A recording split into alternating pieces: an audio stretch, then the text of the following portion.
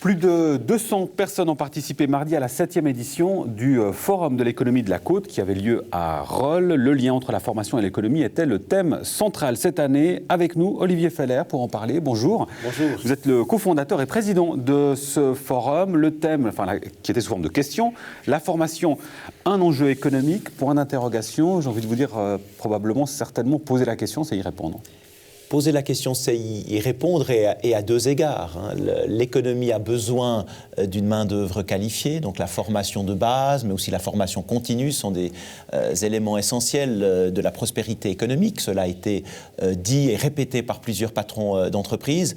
Et puis la formation, c'est aussi une branche économique en tant que telle. Nous avons entendu un exposé brillant du directeur général de l'Institut Le Roset, qui accueille chaque année 400 élèves en provenance du monde entier à Rolle.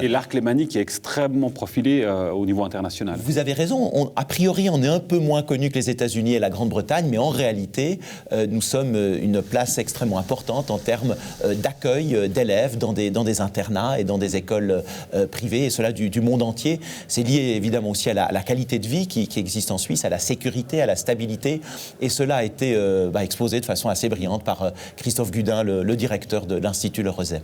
Il y a aussi ce débat sur le rôle que devraient jouer les hautes écoles et les universités. Est-ce que ces universités doivent accueillir finalement toutes les personnes sans prise en compte du marché économique, ou est-ce qu'au contraire, il faut pouvoir répondre aux besoins de l'économie? Votre positionnement, même, vu qu'on sait que vous êtes conseiller national PLR, on pourrait plutôt se dire que vous penchez sur les besoins de l'économie, c'est juste? Alors, les besoins de l'économie doivent évidemment être satisfaits, mais je ne pense pas, et d'ailleurs c'était aussi le propos de la rectrice de l'Université de Lausanne, Nouria Hernandez, que nous avons reçue lors du forum, je ne pense pas que c'est en obligeant ou en poussant un certain nombre d'étudiants à choisir telle ou telle voie que l'on va nécessairement répondre aux besoins de l'économie dans 5, 10 ou 15 ans. Je ne crois pas tellement à la planification étatique, et je pense que la planification étatique n'est pas indiquée, y compris lorsqu'il s'agit d'orienter des jeunes dans telle ou telle faculté. D'ailleurs, la rectrice de l'Université de Lausanne a montré avec brio que ceux qui étudient les sciences humaines sont ensuite très directement utiles à l'économie. On peut citer un exemple, le nouveau chef de l'armée, par exemple, qui est roman, eh bien, il a fait des études de lettres. Donc, ce sont des études de lettres, notamment des études d'histoire, qui l'ont commandé aujourd'hui à commander l'armée. Donc, les études de sciences humaines conduisent également à des professions qui sont extrêmement importantes, y compris pour l'économie. On se souvient évidemment au lendemain du 9 février, le premier secteur qui était touché, lié justement notamment à Erasmus, Horizon 2020, c'était le secteur de la recherche et de la formation. Est-ce que vous sentez aujourd'hui, à travers ce forum, que les choses se sont apaisées aujourd'hui ?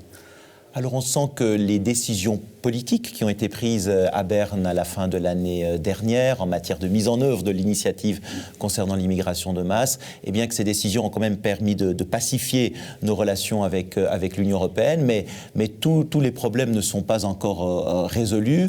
Il y a des négociations qui doivent se poursuivre pour maintenir un certain nombre de programmes d'échange. Un mot encore au sujet de ce forum, il y avait un prix, le prix à l'innovation doté de 50 000 francs qui a été remis à la société Marquise Technologies basée à Gland. Qu'est-ce qui a fait la différence pour cette entreprise ? C'est une entreprise qui se singularise par son caractère innovant, puisque cette entreprise met sur le marché des solutions informatiques pour le traitement d'images, notamment pour le cinéma et la télévision. Et en fait, c'est un prix qui est remis par le Conseil régional du district de Nyon.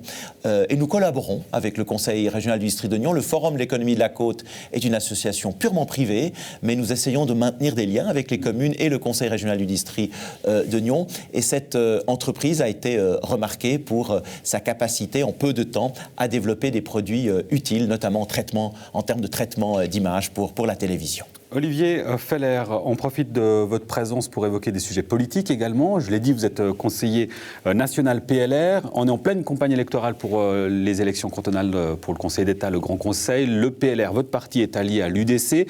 L'UDC est représenté par Jacques Nicolet, son président. Quelques-uns, et pas des moindres, des libéraux radicaux ont été heurté par les propos de Jacques Nicolet sur, non pas son soutien, mais en tout cas son pronostic lié aux élections françaises et lié à Marine Le Pen. Est-ce que ça vous a chiffonné ? Il s'agit probablement d'une petite maladresse. Cela peut arriver lors des campagnes électorales. Ne tenez pas rigueur. Écoutez, lors de ce débat, il y avait également la candidate socialiste Cécile Amarelle, et au fond, elle n'a pas répondu à la question. Elle a dit, écoutez, la France doit choisir son président, moi je ne vous donne pas mes préférences. C'est aux Français. Benoît Hamon. Elle a cité Benoît Hamon à un moment donné quand même. Oui. J'avais cru aussi qu'elle insistait sur le fait que c'est surtout les Français qui doivent déterminer le président. Mais les deux ont effectivement donné un nom, Benoît Hamon pour Cécile Amarelle, Jacques Nicolet pour Marine Le Pen. Au-delà de ça, pour vous, votre positionnement... Écoutez, il a le courage de ses opinions. Il est vrai que le programme de Marine Le Pen, à certains égards, est plus proche de celui de Mélenchon que de celui du PLR Vaud. N'est-ce pas? C'est un programme assez étatiste, oui. Qui ne correspond pas, disons, aux valeurs que nous défendons ensemble, UDC et PLR, en vue des élections au Conseil d'État. Mais voilà, au fond, il a le courage de ses opinions et je crois qu'il ne faut pas non plus surestimer ou amplifier ce qui peut s'assimiler à une petite maladresse de campagne. On aura compris que ça de votre point de vue, en tout cas, ça ne remet pas en cause quelque élément que ce soit par rapport à cette alliance et à votre soutien au candidat UDC. Même si j'ai peu de sympathie pour Marine Le Pen.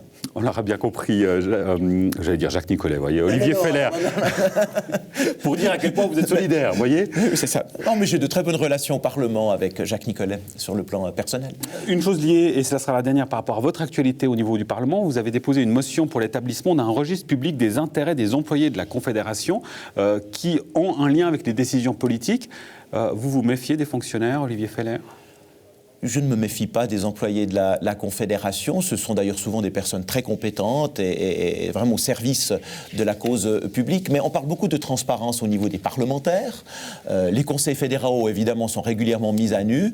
On parle beaucoup de la transparence s'agissant des lobbyistes. Il y a un registre des intérêts, d'ailleurs. Il y a un registre des intérêts des parlementaires. Il y a peut-être des modifications qui vont intervenir concernant les lobbyistes. On va peut-être mettre en place au niveau du Parlement un registre des lobbyistes qui serait aussi un gage de transparence.